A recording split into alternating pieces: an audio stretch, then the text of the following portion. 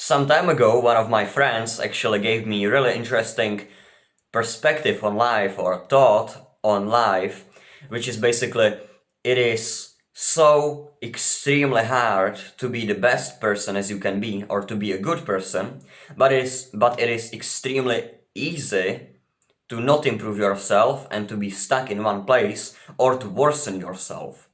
And I mean, it seems to be pretty obvious, right? Because at the first glimpse, because obviously working out is hard, being disciplined and consistent is hard, going to the cold showers every day is hard, and stuff like that. So everyone and not cheating on your diet is hard. Maybe encouraging other people around you is hard and stuff. Not complaining is also pretty difficult all the time. And yeah, I mean, it can seem like it is pretty obvious thing, but not necessarily, because what is really interesting about this perspective or about this thought, in my opinion, is that I never ever I obviously knew these things, that it is hard to work out and do these things, and that it's extremely easy to lie on a couch and not do anything. But the really interesting part of this thought is that how diametrically different this is, because how much of an effort it actually takes to be improving and how much effort it actually takes to not be improving and to worsen yourself, and to become worse and worse and worse, or more lazy and unproductive, right? So now we need to ask ourselves the question, what does it actually take to lie on a couch? Well, it takes nothing. It takes nothing. Probably it just takes you to sit on the couch and then, put your hands in the air and just, chill out there and watch TV or watch YouTube or watch whatever you watch there, Netflix or whatever, right? So it takes no effort. It takes no effort to give into your desires. It takes no effort to not aim for improving your life, but only looking at the next dopamine hit that you can get, right? So it takes basically no effort, it takes basically no hard work and no self-control to just control yourself. I mean, to just not control yourself, obviously, but to just give into the bad desires that you have. It basically doesn't take any effort or anything whatsoever to just be a bad person. But on the other hand, so if you look at what you need to do to be a bad person, it's like here, right? You don't need to do shit. But on the other hand, what you need to do to be the good person or to strive for being the best version of yourself, now you need to do this or this or this amount of work. And I mean, this is so diametrically opposite to each other that I didn't actually think about it in this way prior, before that friend of mine actually told me this perspective on life. But now when he actually told me, it really clicked in my mind and I was like, oh man, you are really right. Because all of the cold showers, all of the workouts I've done were really, really hard to push myself, and all of the waking up early and the things I did in this sense, right, were really, really effortful, and I really needed to commit myself to them. I really needed to push myself into doing these things, which progressively over time make you better. But on the other hand, a lot of times I relapsed on my addictions, a lot of times I lied, a lot of times I put other people down, a lot of times instead of complimenting other people or listening to them, I was speaking about myself, I was giving them unwanted advices and thinking like it would help them. I was not listening and I wasn't even paying attention and just not being there for them, right? And the crazy thing is that only thing, actually, it took me to do these things, to worsen myself and to be a dick on other people, to be really bad person, was to just give into my most animalistic desires that I could have at that time, which was I would feel bad about myself and some other dude or girl in my class would have a good day and I would just on intention tell them something negative about them. I would just bitch on them, I would just be negative or just try to put them down and try to destroy their mood. Just to actually feel better about myself and to justify like, oh well, you are now not the only one who's actually having a bad day, so it needs to mean that it's not your fault that you are having a bad day and stuff. So it only thing it actually took me to be a dick, to be an asshole, to be a bad person, was to just not have any self-control and only to care about things I want and I crave right now at this moment. Also, this is not only about talking shit to other people when they feel happy or belittling them. This also counts, let's say, if you try to quit alcohol addiction, sugar addiction, porn addiction, I don't know what whatever addiction, right? What does it take to quit it? It takes so much effort, and it takes so much dedication and discipline and self-control to not get back in there, right? To not get back into this loophole of addiction, to not give into your cravings again. And it takes so much of this effort.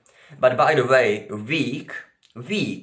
regular week, 7 days, I don't really remember, so I will just now put it on the screen, has this much of seconds, right? This amount of seconds.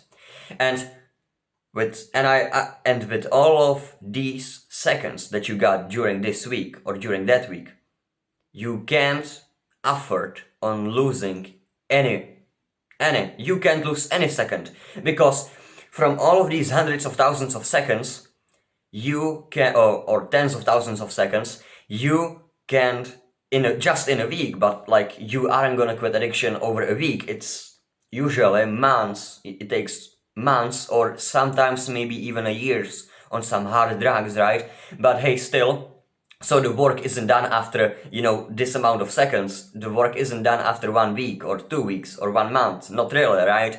Unfortunately, that's not how it is, I think. So you just can't afford on losing any second, and now you can really see it. So this is the genius example with the addiction, just on this philosophy or on this thought, because if you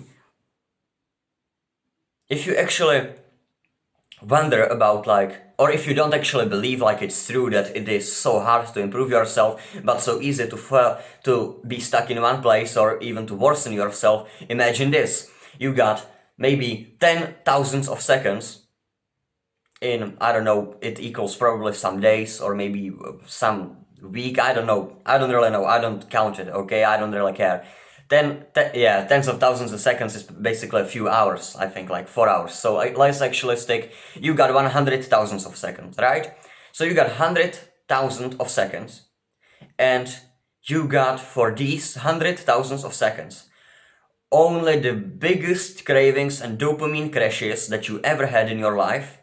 Because of you quitting the addiction, your brain is extorting you to actually regain the power over you and forcing you to get into this bad habit, to get back into your addiction, and you need to resist. And you don't need to resist for 1 second, you need to resist for all of these seconds, for all of these hundreds of thousands of seconds. So to better yourself, it takes so much discipline to get through all of these hundreds of thousands of seconds. But on the other hand, to just worsen yourself and relapse again and be stuck in some place in the same insane loophole of addiction, only thing it actually takes you to be stuck there is 1 second. 1 second. It only takes 1 second to your brain, sorry for that, or your mind switching, and then being okay, and admitting the relapse to itself. And once you admit subconsciously, or like your mind admits to relapsing, you already relapsed. Like it's really, it's like it's done, right? You can't really control it from that point, or it is extremely hard to control it. So it takes only 1 second that you give into this desire and it's done. If you try to quit sugar, for example, only thing which is only thing it takes to ruin your progress completely is 1 bite of cookie. So I mean, this is extremely true, and it is really this statement, I mean, of that which my friend told me, which I'm really grateful of you sharing this thing with me, bro. I know you are watching, so thank you for that. But hey, this is really true, and it is really scary, right, at first glimpse, because like, so what are you talking about? Like, should we just give up because it is so hard? Like, it's so much harder for us to actually be the better person than to be the bad person. But no, this is not a proof for you, or this is not an excuse for you or fact on which you should relapse, or like justification for you to relapse or try to be, or not, or give up on trying to be the best version of yourself, or the best person, right? This is in fact the quite opposite, which is, hey, it's gonna be really hard, it's gonna be so fucking hard, but if you can pull it off, if you can not relapse on your addiction, after 1 month it gets extremely easier. Your cravings are gonna get 10 times easier to bear, and you gonna improve over time, and you are basically gonna become the better and better person over time. And yeah, I think if you can pull it off, if you can have great conversations with others, if you can ask them questions without always talking about yourself, if you gonna try to connect with other people, if you're gonna try to quit the addiction, if you're gonna try to hold yourself accountable and waking up early and working out and getting into the cold showers, maybe being consistent for 12 months on your YouTube channel when you get 0 views on 10 videos in a row and no one actually watches it, or some dislikes and hateful comments, and you still manage to push through. Respect, bro. You are 99%, you are ahead of 99% of people, and this is what actually makes you a good person. Being a good person is something everyone should strive for, and I mean, it is 100% worth it. And hey, it is really hard, but it gets easier. It's never gonna be as easy as to just give up and be the bad person, but hey, it's still gonna get a lot easier to be a good person over time of you trying. Hey, that's all for today's video. Thank you for giving me attention. Tell me in the comments what you think, and see you in the next one.